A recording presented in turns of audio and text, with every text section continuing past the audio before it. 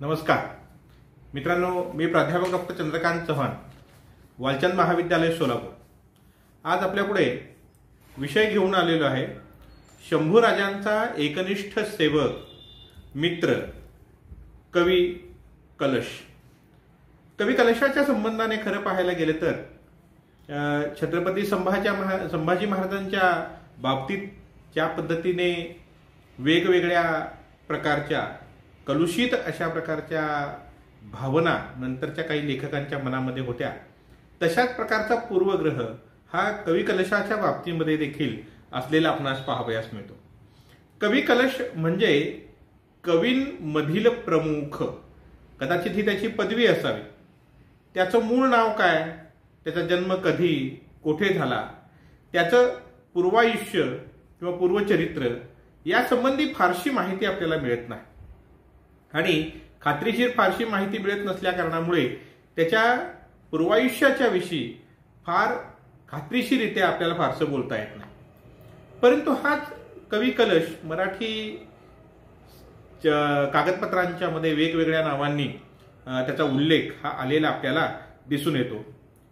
कवीजी, कबजी, कबजी, कबजी बाबा, कलुषा कबजी, कब कलश, कलुषा अशा अनेक नावांनी कवी कलशाचा उल्लेख कागदपत्रांच्या मध्ये वेगवेगळ्या झालेल्या आपणास पाहायला मिळतो. उत्तर हिंदुस्थानातून भारतात आलेला एक कनोजी उपजातीचा ब्राह्मण, शाक्तपंथीय, तांत्रिकपंथीय ब्राह्मण आणि त्यामुळेच महाराष्ट्रामधील वैदिक ब्राह्मणांनी मोठ्या प्रमाणावर त्याला विरोध केला असं आपल्याला पाहायला मिळतं. हा कवी कलश प्रयागजवळ राहणारा कनोजी ब्राह्मण होता. काशी येथे भोसले कुलाचा तो क्षेत्रोपाध्याय होता असं मोगल इतिहासकार म्हणतो, खफे खान म्हणतो. आणि इसवी सन 1666 मध्ये संभाजी राजांना ज्यावेळेला महाराष्ट्रामध्ये आणण्यात आलं, म्हणजे आग्र्याच्या कैदेतून मुक्त झाल्यानंतर त्यास मथुरेस ठेवून शिवाजी महाराज महाराष्ट्रामध्ये परतलेले होते आणि नंतर संभाजीराजांना, युवराज संभाजीराजांना हे महाराष्ट्रामध्ये परत आणण्यात आलं. त्यावेळेलाच संभाजीराजांचा कवी कलशाच्या बरोबर संबंध आलेला असावा असं आपल्याला दिसून येतं. कारण काही राजस्थानी कागदपत्रांच्या मध्ये किंवा खाफी खानाने केलेल्या उल्लेखाप्रमाणे कवी कलशाची आणि संभाजी महाराजांची भेट ही आग्रा भेटीच्या दरम्यानच झालेली होती असं आपल्याला आढळतं. म्हणजे संभाजी महाराजांनी राज्य हाती घेतल्यानंतर कवी कलश आणि संभाजी महाराज यांचा संबंध आला असं एक जे म्हटलं जातं. त्यापेक्षा देखील पूर्वीपासून संभाजी महाराजांचा हा कवी कलशाच्या बरोबर संबंध होता, त्यांची मैत्री होती. किंबहुना युवराज कवी कलशाला पारखत होते असं म्हटलं तरी वावगं ठरणार आहे. छत्रपती शिवाजी महाराजांच्या निधनानंतर जे गृहयुद्ध निर्माण झालं वारसा हक्काच्या करता म्हणून, याच्यामध्ये बहुतेक सगळे प्रधान हे महाराणी सोयराबाईंच्या पक्षामध्ये होते आणि महाराणी सोयराबाईंच्या पक्षात असणाऱ्या या सगळ्या प्रधानांनी मिळून संभाजी महाराजांच्या विरुद्ध एक मोठं कटकारस्थान रचलं. राजाराम महाराजांचं मंचकारोहण करून त्यांना छत्रपती म्हणून घोषित केलं आणि या सगळ्या गोष्टी घडल्यानंतर देखील संभाजीराजे सेनापती हंबीररावांच्या मदतीमुळे राज्य हाती घेण्यामध्ये यशस्वी ठरतात, स्वतःचा राज्याभिषेक करून घेतात आणि आपल्या विरुद्ध कटकारस्थान केलेल्या या सगळ्या प्रधानांना देखील ते माफ करतात. परंतु प्रधान मात्र काही सुधरत नाही आणि ते संभाजी महाराजांच्या विरोधामध्ये वेगवेगळ्या प्रकारची कटकारस्थानं रचतात. संभाजी महाराजांना अन्नातून विष देऊन, विषप्रयोग करून त्यांना ठार मारण्याचा प्रयत्न ते करतात. त्यानंतर शहजादा अकबर, जो आपल्या पित्याबरोबर औरंगजेबाच्या विरुद्ध बंडखोरी करून संभाजीराजांच्या आश्रयाला आलेला आहे, त्याला मत्तीला धरून संभाजीराजांना सत्तेवरून काढून टाकण्याचा प्रयत्न हे सगळे करतात. आणि या सगळ्या कारणांच्यामुळे एकतर या सगळ्या सरकारकुनांना, प्रधानांना संभाजीराजे मृत्यूदंडाची शिक्षा देतात. परंतु दुसऱ्या बाजूला परिस्थिती अशी येते की कोणावर विसंबून राहावं, कोणावर विश्वास टाकावा. सर्वच प्रधान जर अशा वेळेला अशा पद्धतीने वागायला लागले, राजाच्या विरुद्ध कटकारस्थान करायला लागले, तर अशा वेळेला राजाने विश्वास कोणावर ठेवायचा? आणि या सगळ्या निर्माण झालेल्या परिस्थितीमुळे परप्रांतीय असणाऱ्या या कवी कलशावर विसंबून राहण्याखेरीज संभाजी महाराजांच्याकडे कुठला पर्यायच शिल्लक राहिला नाही, अशी आपल्याला स्थिती महाराष्ट्रातील एकूण राजकारणाची संभाजीराजांच्या पाहायला मिळते. 1683च्या दरम्यान संभाजीराजांनी कवी कलशाला कुल एख्तियार दिलेला आहे. म्हणजे राज्यकारभाराचा प्रमुख अधिकार हा त्याच्याकडे दिलेला आहे. आणि साधारण 1684च्या पूर्वी छंदोगामात्य ही पदवी कवी कलशास दिलेली असावी, कारण 1684 पासूनची जी काही कागदपत्र आहेत त्याच्यामध्ये छंदोगामात्य हे या पदाचा उल्लेख कवी कलशाच्या आपल्याला पाहायला मिळतो. छंदोगामात्य याचा अर्थ वेदशास्त्रामध्ये पारंगत असलेला व्यक्ती. म्हणजे कवी कलश हा वेदशास्त्र पारंगत होता. धार्मिक बाबतींमध्ये वेदांचा अभ्यास असलेला, तांत्रिक पंथीय असलेला अशा प्रकारचा हा कवी कलश होता. या कवी कलशाला संभाजीराजांनी राज्यकारभार करायचा अधिकार दिल्यानंतर कवी कलशाचा शिक्का देखील आपल्याला पाहायला मिळतो. म्हणजे कवी कलशाने आपल्या कागदपत्रांच्या वर जो शिक्का उमटविलेला आहे त्या शिक्क्याचा अर्थ असा होतो की कलशाच्या हातात असलेली ही जी काही मुद्रा आहे, ही मुद्रा याचकांची इच्छा पूर्ण करणारी, चतुरांना सुवर्ण संधी देणारी व संपूर्ण सफल योजनांची उद्गम स्थान असलेली अशी ही कवी कलशाची हे आहे असं म्हणतो. म्हणजे कवी कलशाच्या हातात असलेली ही जी मुद्रा आहे ती मुद्रा काय आहे, तर सर्व योजना सफल करणारी, त्याचा उद्गम असलेली आहे, चतुरांना सुवर्ण संधी देणारी आहे आणि त्याबरोबरच याचकांच्या इच्छा पूर्ण करणारी अशा प्रकारची ही कवी कलशाची मुद्रा आहे, असं त्या मुद्रेचा अर्थ आपल्याला पाहायला मिळतो. म्हणजे 1683 पासून म्हणजे संभाजी महाराजांच्या विरुद्धची कटकारस्थानं उघडकीस आली आणि या सगळ्या प्रधानांना मृत्यूदंड दिला, त्यानंतर पासून तेव्हापासून मराठी राजकारणामध्ये कवी कलशाचा प्रभाव हा झपाट्याने पुढे वाढत गेलेला आपणास पाहावयास मिळतो.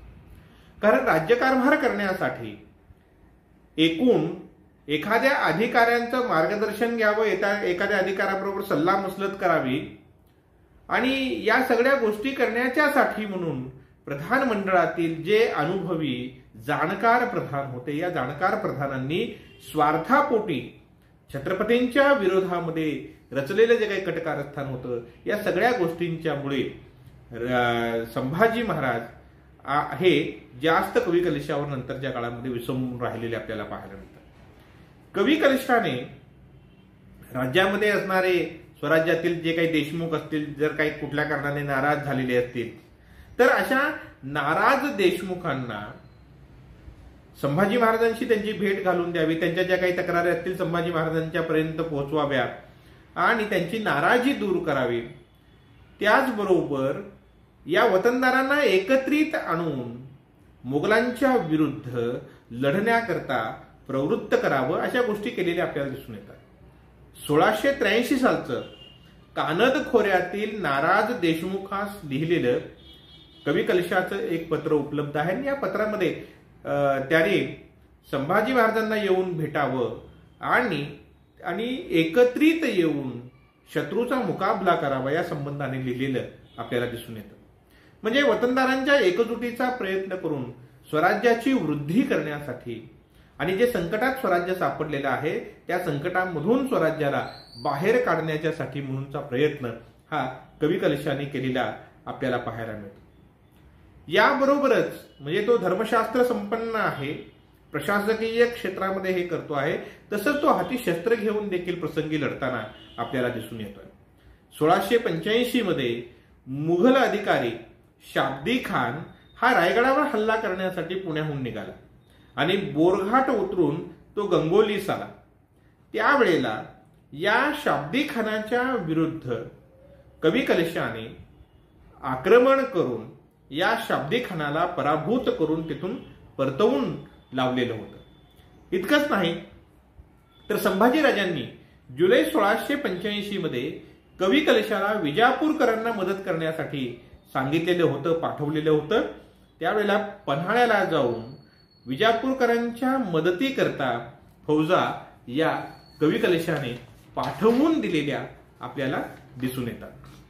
इतकंच नाही तर कवी कलशाच्या संबंधाने महाराष्ट्रातील ब्राह्मणांच्या ब्रह्मवृंदांच्या मध्ये एक प्रकारचा द्वेष निर्माण होण्याचं आणखी एक कारण जर कोणतं असेल तर कवी कलशाने धर्मांतरित झालेल्या व्यक्तींना पुन्हा स्वधर्मामध्ये घ्यायचं, हिंदू धर्मामध्ये परत घेण्याच्या संबंधाने त्यांना प्रायश्चित्त देऊन त्यांचं शुद्धीकरण करून त्यांना हिंदू धर्मात परत घेण्याच्या कामी संभाजीराजांना जी मदत केली त्यामुळे देखील कवी कलशाच्या विरुद्ध येथील ब्राह्मण झालेले आपल्याला पाहायला मिळतात. म्हणजे गंगाधर रंगनाथ कुलकर्णी हा बाटून मुसलमान झालेला ब्राह्मण, त्याला स्वधर्मामध्ये परत यायचं होतं, स्वजातीमध्ये परत यायचं होतं. अशा वेळेला त्याला शुद्ध करून संभाजी महाराजांनी स्वधर्मामध्ये घेतलं, स्वजातीमध्ये घेतलं आणि या सगळ्या प्रकरणामध्ये कवी कलशाची भूमिका ही महत्वपूर्ण राहिलेली होती. बाटलेल्या ब्राह्मणांचा घटस्फोट, त्यांना जातीबाह्य करण्याची विधी ही पेशवाईत मोठ्या प्रमाणावर होती. म्हणजे एखादा ब्राह्मण जर बाटून मुसलमान झाला तर त्याला स्वधर्मामध्ये परत घेतलं जात नव्हतं, स्वजातीमध्ये परत घेतलं जात नव्हतं, तर त्याच्या बायकोला त्याच्यापासून घटस्फोटित केलं जात होतं, त्याला जाती बहिष्कृत केलं जात होतं. इतकंच नाही, बाजीराव पेशव्यांसारख्या म्हणजे प्रचंड ताकदवान असलेल्या, सामर्थ्यवान असलेल्या, पराक्रमी असलेल्या या बाजीराव पेशव्यास मस्तानीपासून झालेला जो काही आपला पुत्र होता, तो मस्तानीपासून झालेल्या पुत्राला देखील आपल्या स्वजातीमध्ये त्यांना घेता आलेलं नव्हतं. म्हणजे अशा सनातनी ब्रह्मवृंदांना एखादा बाटलेला, धर्म बहिष्कृत झालेला, परधर्मामध्ये गेलेल्या अशा व्यक्तीला पुन्हा शुद्ध करून स्वधर्मामध्ये घेतलं जाणं, ही गोष्ट जी संभाजीराजांनी आणि कवी कलशांनी केली ती गोष्ट मान्य होणं कदापि शक्य नव्हतं. त्यामुळे संभाजीराजांच्या बद्दल नंतरच्या कालखंडामध्ये ज्यांनी विकृत अशा प्रकारचं लिखाण लिहिलं, पूर्वग्रह दूषित अशा प्रकारचं लिखाण लिहिलं, त्यांनीच कवी कलशाच्या संबंधाने देखील त्या पद्धतीचं लिखाण हे केलेलं आपल्याला दिसून येतं. कवी कलश हा धार्मिक न्यायनिवाडे करत असे. मुख्य प्रधानाने, न्यायाधीशाने दिलेले जे काही निवाडे असत, केलेले जे काही कायदे असत, नियम असत, त्यांची अधिकाऱ्यांच्याकडून अंमलबजावणी करून घेण्याचं काम देखील कवी कलश करत होते. त्याबरोबरच संभाजी महाराजांच्या राज्यातील आर्थिक बाबी, वतनाच्या संबंधाने असणारे तंटे, वतनाच्या हक्काच्या संबंधाने असणारे जे काही वाद असतील ते वाद सोडविण्याचं काम देखील कवी कलश हे करताना आपल्याला पाहायला मिळतात. इतकंच नाही तर संभाजी महाराजांनी कवी कलशावर आपल्या राज्याच्या बाजूने म्हणजे मराठी राज्याच्या बाजूने परराज्यांच्या बरोबर, परकीय शक्तींच्या बरोबर बोलणी करण्यासाठी वकील म्हणून वेळोवेळी पाठवलेलं आपल्याला पाहायला मिळतं.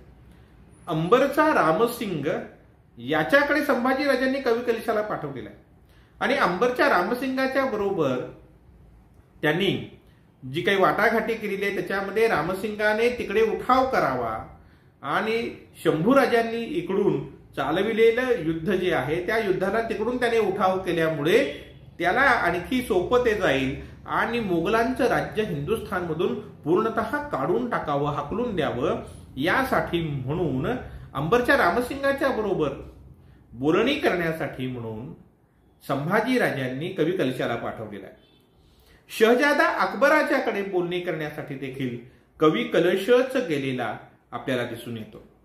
पोर्तुगीजांच्या बरोबर संभाजी महाराजांचा जो संबंध आला, प्रचंड मोठं युद्ध आणि मोठा पराक्रम, नेत्रदीपक अशा प्रकारचा जो शंभूराजांनी गाजविला, त्यानंतर पोर्तुगीज आणि मराठे यांच्यामध्ये तह करण्यासाठी जो काही करार मदार होऊ घातलेला होता त्याची बोलणी करण्यासाठी सुद्धा कवी कलशच गेलेला आपल्याला पाहायला मिळतो। मराठी राज्याच्या वतीने इंग्रजांच्या बरोबर बोलणी करण्यासाठी सुद्धा कवी कलशच गेलेला आपल्याला आढळतो। म्हणजे परराज्याच्या बरोबर, परकीय राजसत्तांच्या बरोबर ज्या काही बोलण्या झालेल्या आहेत त्या बोलण्या करण्यासाठी कवी कलश मराठी राज्याच्या वतीने तिथे दूत म्हणून, वकील म्हणून गेलेला आपल्याला दिसून येतो।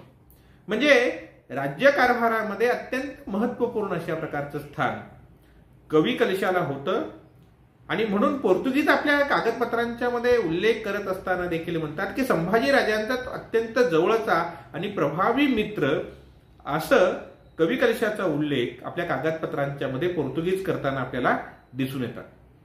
सिद्धीच्या बद्दल देखील संभाजीराजांनी जी मोहीम सिद्धीच्या विरुद्ध काढली आणि त्यांनी सागरामध्ये भराव टाकून सेतू उभा करून जंजिरा जिंकून घेण्याचा जो एक प्रयत्न सुरू केलेला होता, त्याचबरोबर कोंडाजी फर्जंद यांना जंजिऱ्यामध्ये पाठवून आतून किल्ल्यामधून देखील उठाव घडवून आणण्याचा एक जो प्रयत्न त्यांनी केलेला होता, असे जे काही प्रयत्न करून सिद्धीला गारद करून सिद्धीचा प्रश्नच कायमचा मिटवावा यासाठी जे काही प्रयत्न त्यांनी केले त्यामध्ये सिद्धीच्या विरुद्धची ही जी काही मोहीम आहे, ही जी काही योजना आहे, याच्या बाबतीमध्ये देखील ती कवी कलशांनी घडवून आणलेली होती, कवी कलशांनी सांगून घडवून आणलेली होती असं आपल्याला दिसून येतं। शिर्क्यांनी ज्या वेळेला संभाजी महाराजांच्या म्हणजे मराठी राज्याच्या विरोधामध्ये उठाव केला, आता इथेही आपल्याला पाहायला मिळतं की जसे वैदिक ब्राह्मण, प्रधान सरकारकून वगैरे कवी कलशाच्या विरोधामध्ये आहेत, तसंच काही मराठी सरदार देखील कवी कलशाच्या विरोधामध्ये आहेत आणि कवी कलशाचं वाढलेलं महत्व या सगळ्यांनाच, प्रल्हाद निराजी असेल, प्रल्हाद पंत असेल, या सगळ्यांनाच बघवत नाही आणि संभाजी महाराज कवी कलशाच्या ऐकण्यात आहेत असा ग्रह करून घेऊन ते संभाजी महाराजांनाच सत्तेवरून हटवून खुद्द संभाजी महाराजांचे चिरंजीव शाहूराजे, म्हणजे बाल आहेत, लहान आहेत वयाने, त्यांना गादीवर बसवायचं असा एक कट हा रचला जातो आणि शिर्के हे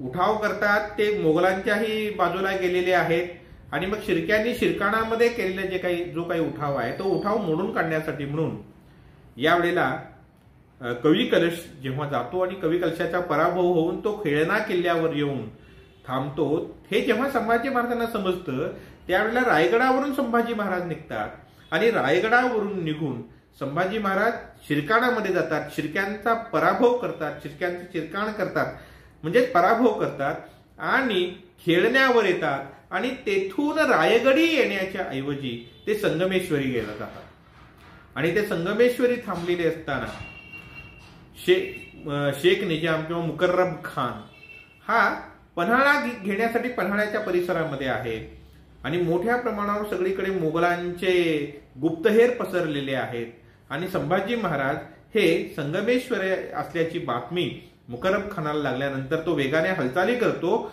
आणि काही कळण्याच्या आत संगमेश्वरी येतो। संगमेश्वरी आल्यानंतर जे युद्ध होतं तिथे बाण लागून कवी कलश हा जखमी होतोय। कवी कलश संभाजी महाराजांना तिथून निघून जायला सांगतोय, परंतु आपल्या मित्रावर प्रचंड प्रेम असणाऱ्या संभाजी महाराजांचं वागणंच कसं आहे की ज्याच्यावर जीव टाकला त्याच्यासाठी काहीही करायची तयारी आहे त्यांची आहे आणि शत्रू अंगावर धावून आला तर त्याहून दुपटीने अंगावर धावून जाणं ही त्यांची प्रवृत्ती आहे, त्यांचा स्वभाव आहे आणि त्यामुळे कवी कलशाला सोडून संभाजी महाराज हे तिथून निघून जाऊ शकत होते, परंतु कवी कलशासारख्या मित्रास तिथून सोडून जाणं हे संभाजी महाराजांना जमत नाही आणि त्यामुळे संभाजी महाराज देखील कवी कलशाच्या बरोबरीने संगमेश्वरी मोगलांच्या ताब्यामध्ये सापडतात आणि मोगलांच्या ताब्यात सापडल्यानंतर त्यांना विदूषकी पेहराव घालून त्यांना वाजत गाजत आणण्यात येतं आणि संभाजी महाराज आणि कवी कलश यांना दोघांनाही औरंगजेबाच्या पुढे उभं केलं जातं. आणि ज्या वेळेला बादशहा औरंगजेबाच्या पुढे उभं करण्यात आलेलं आहे दोघांना, त्यावेळेला औरंगजेब अत्यंत आनंदी होतोय. तो अल्लाहचे आभार मानतोय, ईश्वराचे आभार मानतोय की संभाजीला पकडून दिलंस तू. आणि आजपर्यंत जवळजवळ 7-8 वर्ष होऊन गेली मी लढतोय आणि हा काय माझ्या हातात येत नव्हता आणि तो माझ्या आता हातात आलेला आहे. आणि म्हणून तो ईश्वराचे आभार मानण्यासाठी सिंहासनावरून खाली उतरतो आणि जमिनीवर बसून तो अल्लाहचे आभार मानायला लागतो. त्यावेळेला तिथे असलेल्या कवी कलश आणि संभाजी महाराज हे दोघेही एकमेकांच्याकडे बघतात आणि जो शीघ्र कवी आहे, प्रसंग पाहून लगेच कविता करणारा असा कवी कलश त्यावेळेला संभाजी महाराजांना बांधून आणलेला आहे, साखळदंडांनी बांधून आणलेला आहे. लढून अंगावर जखमा झालेल्या आहे, सगळं अंग रक्ताने माखलेलं आहे आणि साखळदंडांनी उभारलेल्या संभाजी महाराजांच्याकडे बघून कवी कलश जो शीघ्र कवी आहे कविता करतो आणि तो जो म्हणतोय तो ऐकल्यानंतर काय दोघांमध्ये विलक्षण प्रेम आहे, काय मैत्री आहे दोघांच्या मधली हे आपल्या लक्षात येतं. आपल्या राजाकडे बघून तो म्हणतोय, यावन रावण की सभा शंभू बंध्यो बजरंग, यावन रावण की सभा शंभू बंध्यो बजरंग, लहू लिसत संधूर सम खूब खेलो रणरंग, जो रवि छवि लखत ही खद्योत होत बदरंग, त्यो तव तेज तूप तप नहार के तखत तेजो अवरंग, तव त्यो तव तेज तप निहार के तखत तेजो अवरंग. ही जी ओळ आहे, ही ओळ कवी म्हणून तो किती मोठा आहे हे तर दर्शवितेच, परंतु औरंगजेबाच्या दरबारामध्ये औरंगजेबाच्या समोर उभारलेल्या आपल्या राजाविषयी छत्रपतींच्या विषयी बोलताना तो म्हणतोय की कसं आहे की रावणाच्या सभेमध्ये जसा हनुमान उभारलेला आहे, बजरंग उभारलेला आहे आणि बजरंगाला जसं शेंदूर शोभून दिसतो त्याप्रमाणे शंभू राजांच्या अंगावर जे रक्त पसरलेलं आहे सगळीकडे ते रक्त त्या शेंदुरासम शोभून दिसत आहे. आणि सूर्याच्या आगमनाबरोबर काजवा जसा निस्तेज होऊन जातो त्याचप्रमाणे तुझं तेज पाहून राजा तुझं तेज पाहून औरंगजेबाने तख्त त्यागलेला आहे आणि तो जमिनीवर येऊन बसलेला आहे. हे जे वर्णन शंभूराजांचं त्या परिस्थितीमध्ये शत्रूच्या ताब्यात पडलेलं असताना सुद्धा ज्या पद्धतीचं वर्णन कवी कलश करतो त्यावरून आपल्या लक्षात येतं की कवी कलश आणि संभाजी महाराज यांच्यामधलं मैत्र काय होतं. आणि आपण हे सगळं बघत असताना दुसऱ्या बाजूला मात्र मराठी कागदपत्रांच्या मधून नंतरच्या काळामध्ये लिहिलेल्या ग्रंथांच्या मधून किंवा ईश्वरदास नागर सारख्या एका लेखकाने लिहिलेल्या ज्या काही गोष्टी आहेत, खरं तर त्याने लिहिलेल्या याच्यामध्ये संभाजी महाराजांना कुठं पकडलं गेलं वगैरे ते जे काही लिहिलेलं आहे ते सगळं चुकीचं आहे. स्थानांची वगैरे माहिती त्यांनी दिलेली चुकीची आहे. परंतु तो असं म्हणतो की कवी कलश हा मोगलांना फितूर झालेला होता. तो आधी एकदा मोगलांकडे जाऊन मोगलांची मनसबदारी स्वीकारतो आणि पुन्हा संभाजी महाराजांच्याकडे येतो वगैरे अशा प्रकारच्या गोष्टी बोलतो. खऱ्या अर्थाने त्या ऐकीव गोष्टी त्याने ज्या लिहिलेल्या आहेत त्या अत्यंत चुकीच्या आहेत. आणि कवी कलश फितूर होता किंवा मग नंतरच्या काळामध्ये शंभूराजांना ज्यांनी व्यसनी बनवलं, शंभूराजांना ज्यांनी स्त्री लंपट बनवलं, शंभूराजांना राज्य बुडवा ज्यांनी बनवलं त्यांनीच कवी कलशाला तो कलीचा अवतार आहे हे सांगितलं, तो दुष्ट आहे, नालायक आहे असं सांगितलं, त्याच्यामुळेच त्याच्या सल्ल्यामुळेच राज्य बुडालं असं सांगितलं. परंतु वास्तविक पाहता शंभूराजांचं खरं चरित्र बेंद्रेंनी आणि नंतरच्या काळामध्ये कमल गोखले आदींनी जे समोर आणलं त्याच पद्धतीने कवी कलशाच्या बाबतीमध्ये असलेले जे काही ग्रह आहेत किंवा जे गैरसमज पसरविण्यात आलेले आहेत ते दूर होणं अत्यंत आवश्यक आहे. कवी कलश हा मोगलांना फितूर असता तर औरंगजेबाने त्याला मोठी जहागीर दिली असती. संभाजीराजांना पकडून दिल्याबद्दल त्याला मोठीच्या मोठी जहागीर दिली असती, त्याचा मोठा सन्मान केला असता.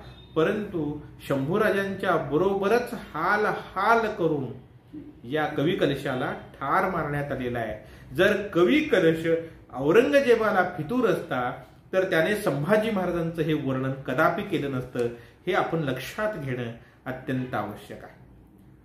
आणि इतकंच नाही, जर कवी कलश फितूर असता तर शाहूराजांनी मोगलांच्याकडून सुटका होऊन ज्या वेळेला शाहूराजे साताऱ्याच्या गादीवर विराजमान झाले, छत्रपती झाले, तेव्हा त्यांनी वढू बुद्रुक या ठिकाणी संभाजीराजांचं जे काही वृंदावन बांधलेलं आहे, आपल्या पित्याचं वृंदावन बांधलेलं आहे, त्या संभाजीराजांच्या वृंदावनाच्या शेजारी कवी कलशाचं वृंदावन बांधलेलं आपल्याला पाहायला मिळतं।